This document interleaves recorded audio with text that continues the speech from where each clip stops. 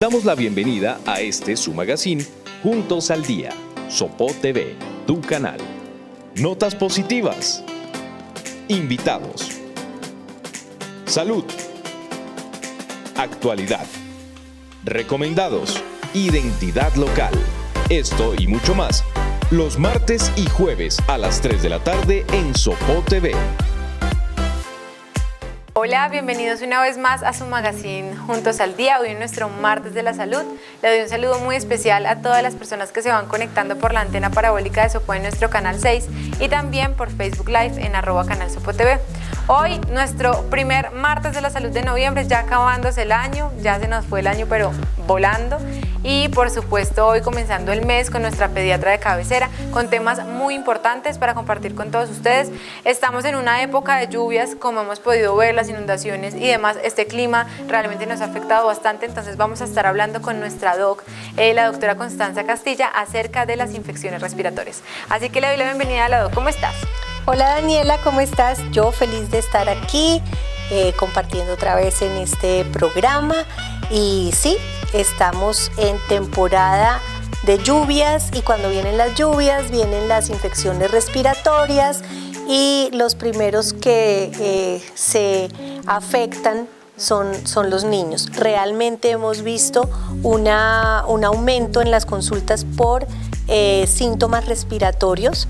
Entonces sí es momento como de que hablemos un poquito de en qué consiste la infección respiratoria, cómo se puede manejar en casa, qué signos nos alertan para acudir a un servicio de urgencias, porque entre otras cosas los servicios de urgencias están llenos, entonces no debemos congestionarlos, pero tampoco podemos decir mejor no vayamos porque eso está lleno y de pronto los bebés o los niños se complican. Así es, doc, me parece súper importante porque efectivamente no sabemos cuál puede ser como ese equilibrio en decidir si lo llevo, porque definitivamente hay que llevarlo, o más bien puedo tratarlo acá y cómo puedo hacerlo, ¿no? Que esto es muy importante que lo sepamos, no solo como a veces pasa mucho y que digamos que aprovecho para comentarlo, que igual en varios programas de martes de la salud lo hemos comentado, y es siempre estar acompañado de un profesional. Muchas personas cuentan con tener,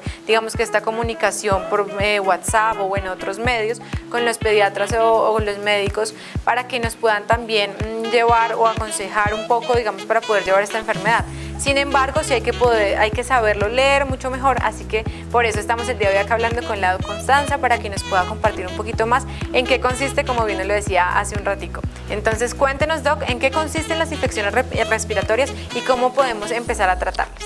Bueno, Daniela, lo primero es que debemos tener en cuenta que si hablamos de infección, estamos hablando de un agente que infecta. Eso puede ser un virus o una bacteria, ¿sí? Porque también existen los casos de las alergias, en donde no hay un organismo infeccioso.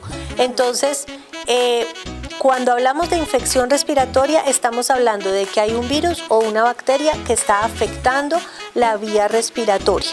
La vía respiratoria va desde la nariz hasta los pulmones. Entonces, de la nariz a la laringe, hablamos de vía respiratoria superior, y de la laringe hacia abajo hablamos de infección respiratoria baja.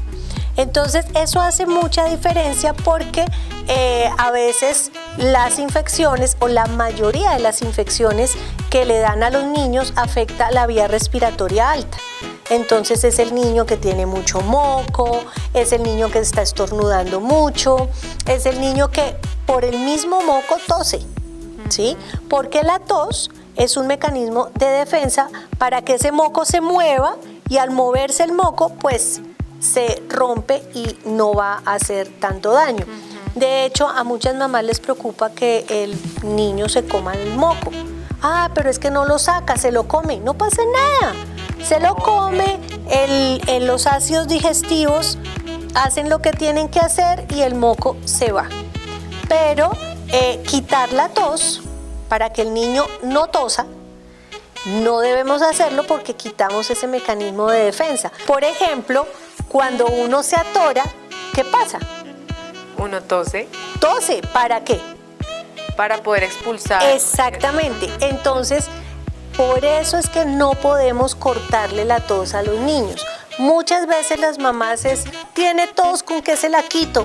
Tiene tos, no le pasa. Pues, el niño se está defendiendo, ¿sí? Y es muy importante tener en cuenta que la tos es un mecanismo y la tos es un síntoma. Nos está diciendo que algo está produciendo una irritación o una molestia en la vía respiratoria. Bueno. Y ahí, Doc, te quería preguntar, porque efectivamente, bueno, es importante entender eso, como que la tos, y sí, ¿no? Como de los ejemplos también más cercanos a uno de adulto, podría decirse, cuando se atora o algo así, y que a veces me da risa y me remonta un poquito a las formas como a veces se les dice a las personas, como péguenle en la espalda, como para que deje de toser, cuando en realidad eso, se debe dejar toser para que el mismo cuerpo responda y ya, dejarlo quietecito sin intervenir. Eso uno, pero también cómo identificar que pues a uno de mamita o papito le explican cómo tocarle el pecho para saber también cómo está tosiendo, ¿no? O sea, ¿cómo hacemos para saber que, bueno, esta tos está, digamos que nos muestra que se está defendiendo el cuerpo, pero también cómo ver que esa tos ya pasó como cierto límite y definitivamente hay que tratarla, digamos que llevándola al médico y demás, como hablábamos ahorita?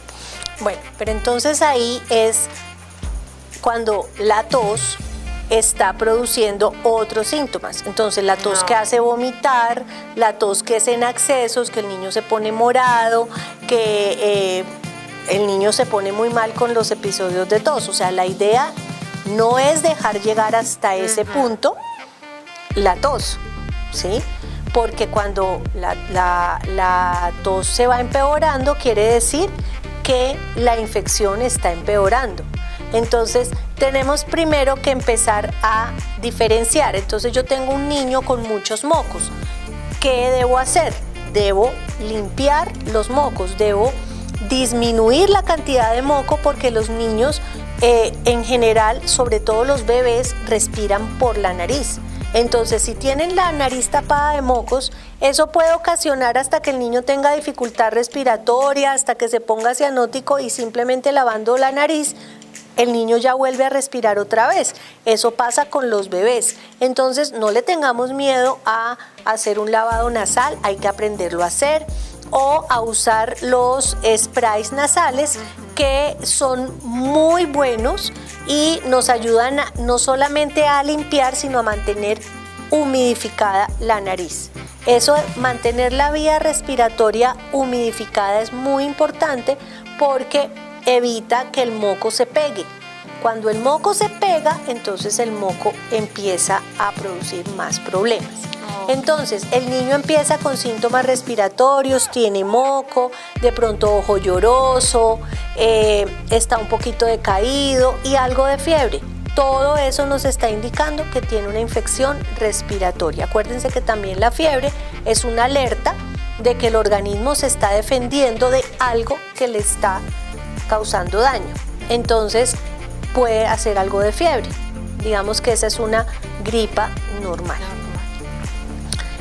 De pronto hay otras personas de la casa que también tienen gripa, porque la gripa se prende, ¿sí? Entonces, si es un bebé, ¿de dónde va a sacar el bebé la gripa? Pues algún adulto la trajo. Pero si es un bebé que tiene un hermanito que va al jardín, pues lo más seguro es que el hermanito la trajo, ¿sí? Y esas cosas pasan porque estamos en pico respiratorio y hay muchos virus circulando, ¿sí? Entonces, ¿qué hay que hacer? Hay que mantener nariz limpia con el spray nasal, hay que aumentar los líquidos, la ingesta de líquidos. Si está tomando leche materna, darle más leche materna. Si no, aumentar los líquidos en la comida. No, que es que no quiere comer. Entonces, hay que mirar, hay que ofrecerle cosas que le gusten, ¿sí? A veces restringen alimentos que porque tiene fiebre o que porque tiene tos, y realmente no hay que restringir nada, ¿sí? Y darle al niño lo que le gusta. Cuando está enfermo, incentivarlo, motivarlo a comer, dándole lo que le gusta. Que al niño le gusta la pasta, pues hacerle pasta con carne, con pollo. Que al niño le gusta, no sé, unas papas fritas. Pues la papa frita casera, De la bien casa. preparada, pues se le da al niño, ¿sí? Darle más líquido. Eso es en general, digamos, para la infección respiratoria. Que el niño de pronto le aumenta la fiebre, se coge el oído. La otitis también forma parte de la infección respiratoria. Entonces, si un niño tiene dolor de oído, no hay que hacer nada más que llevarlo al médico. Ok. Hay que llevarlo al médico, hay que darle un analgésico pues para el dolor, pero hay que llevarlo a un médico para determinar qué tipo de otitis es, si hay que darle o no darle antibiótico. Pero eso de que es que tenía gripa y le fui a la droguería y le compré un antibiótico. No, porque los antibióticos son para infecciones bacterianas y el 90% de las infecciones en los niños son virales. Ok, ahí me parece súper importante recalcarlo, Doc, porque entonces, ¿cuáles vendrían siendo esos, digamos que a qué tipo de enfermedad les haría efecto los antibióticos que normalmente podríamos entonces encontrar? Solamente a las bacterianas. Es decir, como... Una neumonía bacteriana, Ok. una otitis bacteriana, una amigdalitis bacteriana. Y eso se identifica con el profesional, además, Claro. que nos diga esto y lo otro, que era lo que Claro. estábamos mencionando hace un rato. Claro. Me parece muy importante esto porque definitivamente, y también, digo yo, las abuelitas y la cosa, entonces que lo casero y entonces que le tratamos así. Obviamente, y con esto que menciona la Doc y que nos estaba diciendo como hay algunos síntomas que son como, podría nombrarlos yo, Doc, su merced me corregirá, y es como la primera etapa, ¿no? Como los primeros síntomas que pueden presentar los niños y ahí como los signos de alarma para decir, bueno, ¿cómo lo voy a tratar? Entonces, importante, retomando lo que nos decía la Doc, el tema de mantener muy limpia la naricita, porque esto nos va a permitir también que no se vaya la infección de oídos, ¿no? Y de ahí, pues obviamente también estarle revisando temperatura y demás para que en caso tal, pues de allí ya podamos, digamos que podamos tenerle un seguimiento y en caso tal, pues llevarlo directamente a urgencias, como bien nos lo decía ahorita la Doc. Que digamos que en este caso, además, por ejemplo, de la otitis, ¿qué otros síntomas son importantísimos que debemos tener en cuenta para poder decir, los llevo a urgencias o los llevo a mi pediatra? Yo creo que antes de pasar ahí debemos hablar de la infección respiratoria baja. Ok, porque estábamos en esta parte. Sí, señorita. Exactamente. Entonces, en la infección respiratoria baja también hay infecciones virales, ¿sí? Y en esta época específicamente estamos en temporada de un virus que se llama virus sincitial respiratorio que compromete los bronquios chiquitos, que son los bronquiolos. Entonces, uno tiene unos bronquios grandes, unos bronquios más pequeños y unos bronquios chiquiticos, que es donde la sangre se llena de oxígeno. Esos bronquios son muy importantes. Cuando esos bronquios están muy inflamados, los niños pueden estar necesitando oxígeno y entonces allá vamos a los síntomas que nos alertan para ir a acudir a un servicio de urgencias. Entonces el niño empieza a respirar más rápido de lo normal, no es necesario que cuenten las respiraciones. Una mamá y un papá siempre saben si su hijo está respirando más rápido que de costumbre. Que se hunden las costillas, entonces se ven los espacios entre las costillas cuando el niño respira. Eso quiere decir que está haciendo un esfuerzo para respirar, ¿sí? Entonces ese es un signo muy importante, que tose y vomita, porque quiere decir que la tos es una tos que es en accesos y que entre esos accesos de pronto no alcanza ni siquiera a respirar, entonces se produce vómito, una tos que vomita. Que el niño se ponga morado alrededor de la boca, eso ya es un signo más avanzado, o sea, ahí ya estamos tarde para acudir, ¿sí? Okay. El niño deja de comer. Si el niño siempre baja el apetito, pero si el niño no come nada, hay que llevarlo porque se nos puede deshidratar, y el niño que no come nada nos está hablando de una enfermedad grave, ¿sí? Entonces esas son las cosas que nos hacen ir. A veces las mamás se afanan mucho y el niño tuvo 37,8 de temperatura y ya están en el servicio de urgencias. No, es una primera temperatura un poquito alta. Entonces hay que esperar, hay que observar, hay que llevar una curva de temperatura, registrar cada 2 horas la temperatura y así poderse dar cuenta de cómo va la fiebre.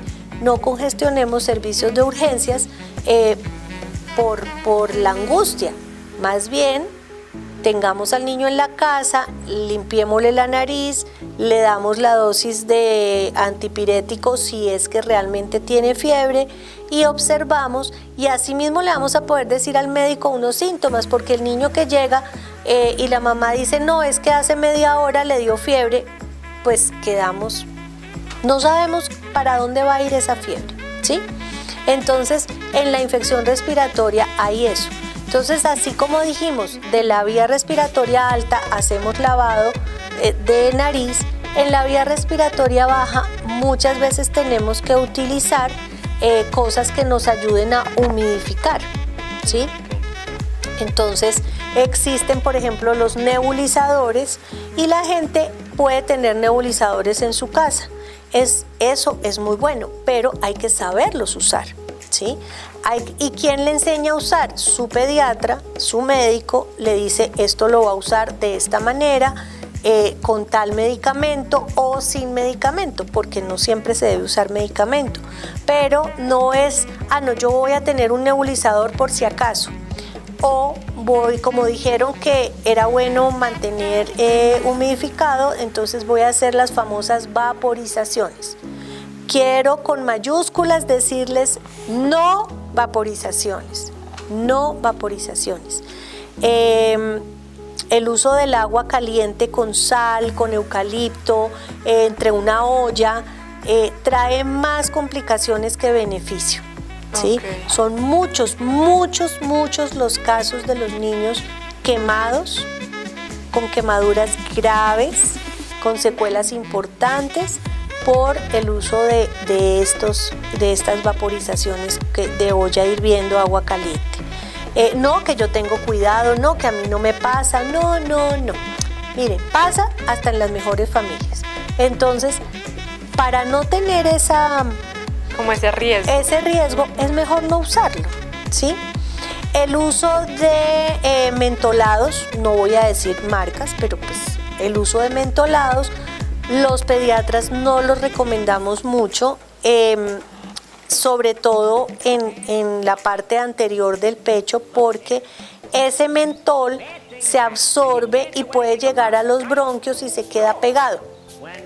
Entonces no es tan bueno. Si vamos a usar mentolados, es preferible usar en plantas de los pies. Okay. En plantas de los pies, sí. No, que me recuerdo, digamos, como para mencionarle un poco que recordé, y sí, digamos que con el efecto que un poco comentábamos en el programa pasado también con nuestra invitada especial del tema, como el efecto que tienen las plantas de los pies. Entonces, bueno, chévere ahí como recalcarlo.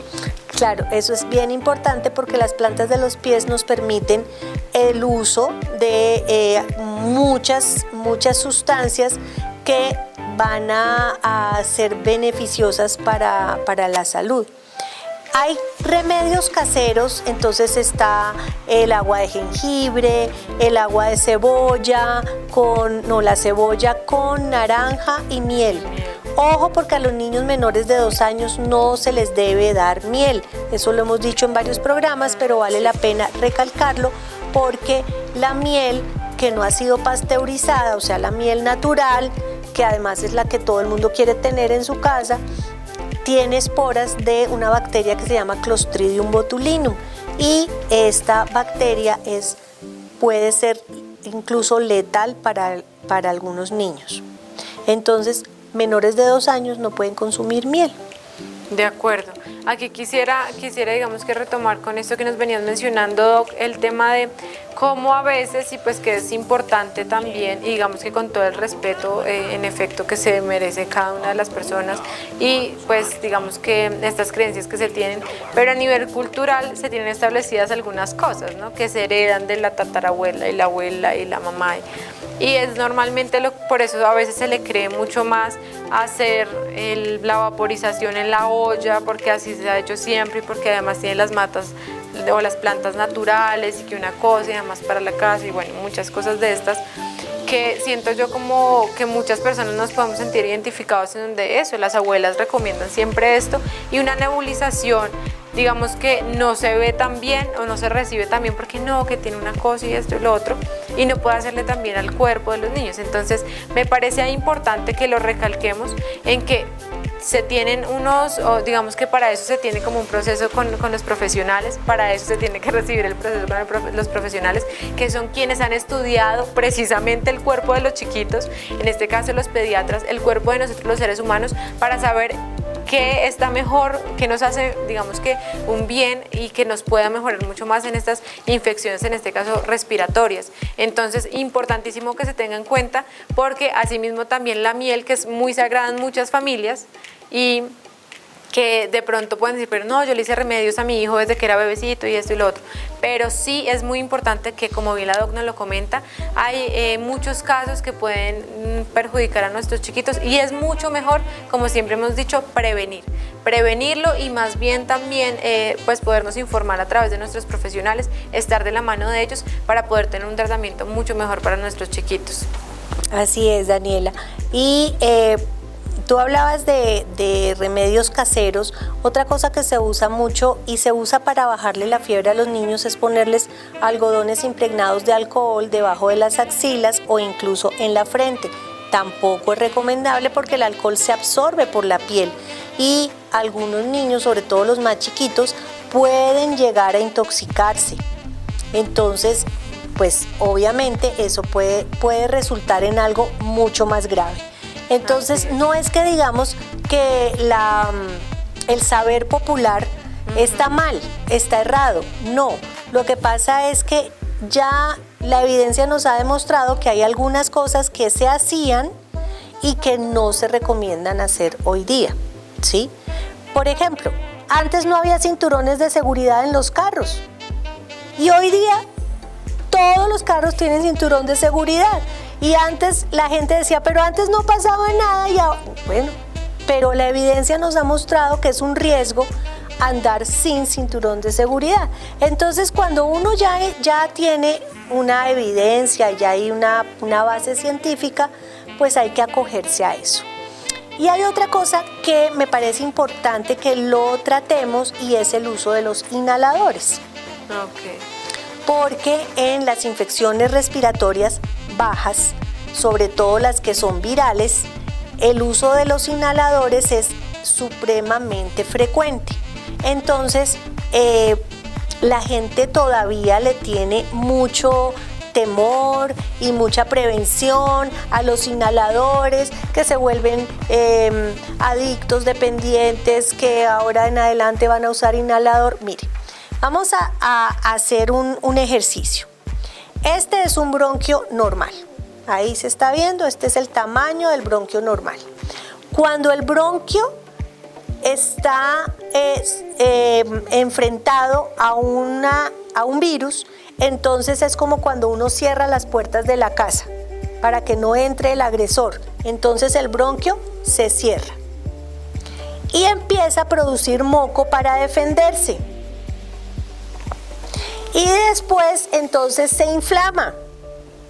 ¿De qué tamaño quedó el bronquio? Todos miren acá, miren acá. Quedó de este tamaño. ¿Qué tenemos que hacer para revertir ese proceso? Usar un broncodilatador que nos va a aumentar el tamaño del bronquio. Un desinflamatorio que nos va a desinflamar el bronquio. Estos dos son inhaladores, ¿sí? Y vamos a humidificar la vía aérea para que ese moco no nos obstruya.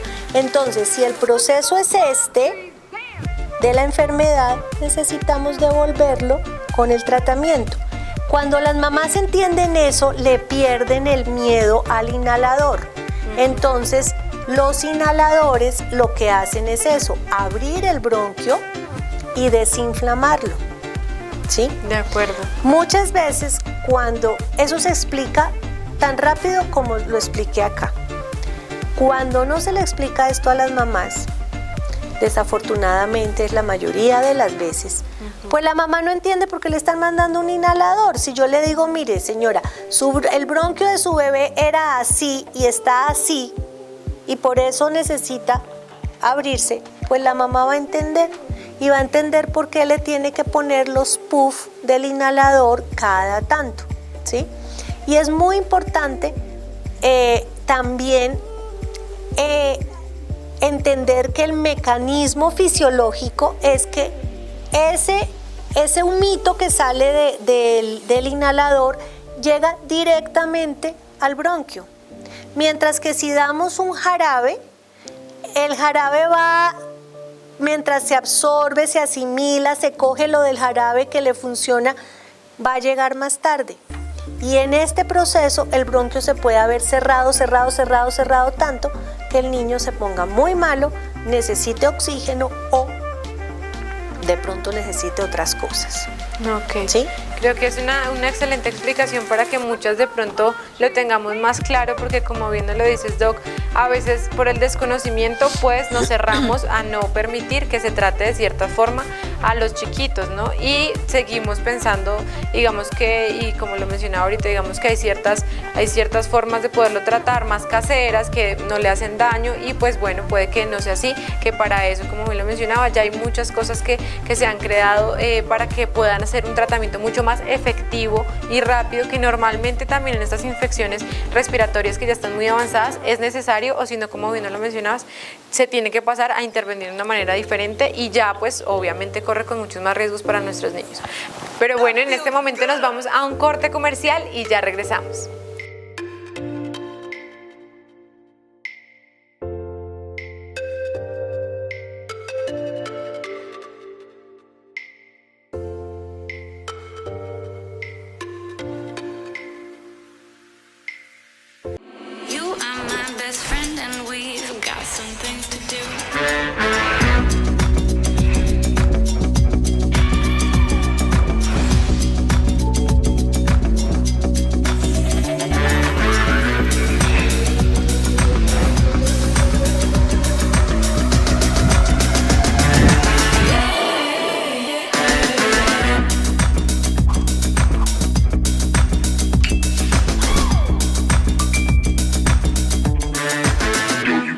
On the floor. Yeah.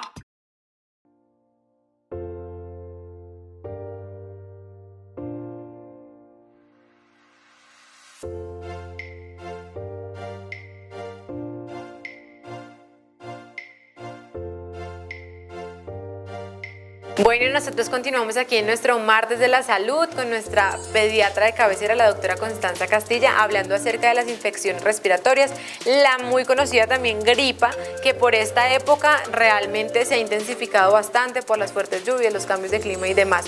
Ya en nuestra primera parte, antes de comercial, estábamos hablando con la doc acerca de algunos síntomas, de cómo se puede presentar también esos signos de alarma, por los cuales nosotros podemos acudir también al médico, que siempre se recalca bastante y que me parece esto muy fundamental, Doc, que lo sigamos diciendo, creo que no nos vamos a cansar de decirlo, y es todos los procedimientos en cuanto a ciertas enfermedades o a las enfermedades en general, acompañados de nuestro pediatra de cabecera, de nuestro médico, para que asimismo pues podamos tener, no marico, perdón, ahí ya no me vaya a cortar, sino yo sí. Para que así pues efectivamente podamos tener el tratamiento que se debe para cada uno de nuestros niños dependiendo de la enfermedad, y también que ahorita lo decía detrás de cámaras la doc, y es cada niño es diferente, ¿no? Y también nos lo comenta, tiene un peso y una estatura diferente, y no por eso si le funcionó a mi vecina o a mi amiga con su hijo, tenemos que venir a comparar de qué manera. Pues efectivamente si mi hijo come lo mismo que el hijo de ella, si tiene las mismas rutinas, si tiene el mismo peso, la misma talla, o sea, digamos que todos estos aspectos son fundamentales para así determinar el tratamiento de cada uno de los niños. Y hay algo que tú dijiste al comienzo, que es la comunicación con el médico. Hoy día tenemos una comunicación mucho más rápida y por ejemplo usamos el WhatsApp o usamos las redes sociales, y hay algo que la gente tiene que entender, asumir, que es estas consultas no se hacen de esta manera. Yo recibo no una ni dos, sino varias consultas a diario de: doctora, mi hijo tiene tos y tiene mocos, ¿qué le doy? Así no se puede, o sea, uno no puede generalizar una fórmula. a los niños hay que verlos, ya sea en consulta virtual, que hoy día ya el tema de la telemedicina nos ha permitido hacer una consulta mucho más efectiva, porque uno ve el niño, ve cómo está, ve si tiene o no tiene dificultad para respirar. Hay muchas cosas que se pueden ver en la consulta de telemedicina. Entonces tenemos la opción de la consulta virtual o la consulta presencial, y en el caso de que su médico no lo pueda ver, lo mejor es acudir a un servicio de urgencias o de atención prioritaria, pero teniendo en cuenta que si es algo que puede esperar, es mejor agendar una cita. Pero si es que el bebé o el niño se está empeorando, pues llévelo a un servicio de urgencias. Pero las consultas por WhatsApp o por Messenger, yo a veces encuentro consultas en las redes de que le doy a mi bebé que tiene esto, tiene aquello, está con tos o le ha aumentado, y pues realmente lo único que uno puede hacer es recomendarle que lo vea un profesional de la salud, ¿sí? De acuerdo. Porque hay que darle la importancia a la enfermedad y al niño que se merece. Así es, Doc, igualmente, y siento yo, para poderlo recalcar, que lo hemos mencionado ya en programas anteriores y como bien tú lo estabas diciendo también, es a veces se pueden tener muchas recomendaciones o pueden salir muchos tips que se llaman mucho ahora en redes sociales, que algunos tips funcionan y que pueden ser generales, porque sí hay algunos tips que uno podemos seguir, pero ya para una enfermedad en particular, definitivamente el profesional, no por Messenger, no por WhatsApp, sino como bien nos lo estaba comentando la Doc, ya agendando una cita donde pueda ser mucho más personalizada y que en efecto podamos obtener una solución, también un tratamiento adecuado para nuestros niños y niñas. Bueno, Doc, ya se nos va acabando el programa, pero quisiera que les diéramos unas últimas recomendaciones a nuestros televidentes acerca de cómo tratar estas infecciones respiratorias, así como para recorderis del programa, quienes de pronto hasta ahora se van conectando, y pues que las tengan así súper claras y puedan también, sea que no tengan niños en casa, pero de pronto la hermana, la tía, la prima sí, y puedan también compartirle esta información. Sí, cuando la infección respiratoria empieza, generalmente se empieza a manifestar con mocos y algo de tos. Entonces, ¿qué hacemos? Lavado nasal, mantener limpia la nariz, aumentar el consumo de líquidos, porque ya sabemos que la tos es esa defensa. Entonces aumentamos el consumo de líquidos. En el caso de que llegue a dar algo de fiebre, porque esto es un proceso infeccioso, damos el antipirético para disminuir la fiebre. Y le ofrecemos al niño los alimentos que más le gustan, porque va a disminuir el apetito. Entonces, esto es como medidas generales. Si el niño empieza la tos a ser en accesos, que lo hace vomitar, dificultad para respirar o respira más rápido, se le hunden las costillas, o definitivamente no quiere recibir nada de alimento y no se ve bien, lo mejor es acudir a un servicio de urgencias o una cita prioritaria, porque puede ser que se nos está complicando esta infección respiratoria. Perfecto, Doc. Y si de pronto queremos tener una consulta contigo, recordémosle a toda la comunidad en dónde podemos encontrarte, cómo te podemos contactar, también asimismo seguirte por redes sociales. Claro que sí, en redes sociales me encuentran como Doctora Connie, mi pediatra, y el teléfono para agendar las citas es el 350-416-5927. Mi consultorio está en la Clínica Marlí de Chía, y con mucho gusto lo que pueda ayudarles, aquí estoy para servirles. Bueno, muchas gracias, Doc, ya en este primer martes de la salud de noviembre, pero ya nuestro penúltimo, porque el próximo será diciembre y ya se nos acaba el año. Pero yo sé que el otro año estaremos de nuevo por acá, en tu martes de la salud con la doctora Connie, mi pediatra, nuestra pediatra de cabecera, trayéndoles todos estos temas para que ustedes siempre estén muy conectados, igualmente como la doc nos lo comentaba, para que la sigamos por redes sociales y estemos súper informados de todas las cositas que ella está publicando por allí. Así que bueno, nos vemos nosotros la próxima semana para que todos estemos juntos al día. Notas positivas. Invitados. Salud. Actualidad. Recomendados. Identidad local. Esto y mucho más, los martes y jueves a las 3 de la tarde en Sopó TV. Llegamos al final de esta emisión. Lo invitamos a que continúe sintonizando la programación de nuestro canal Sopo TV. You are my best friend and we've got some things to do.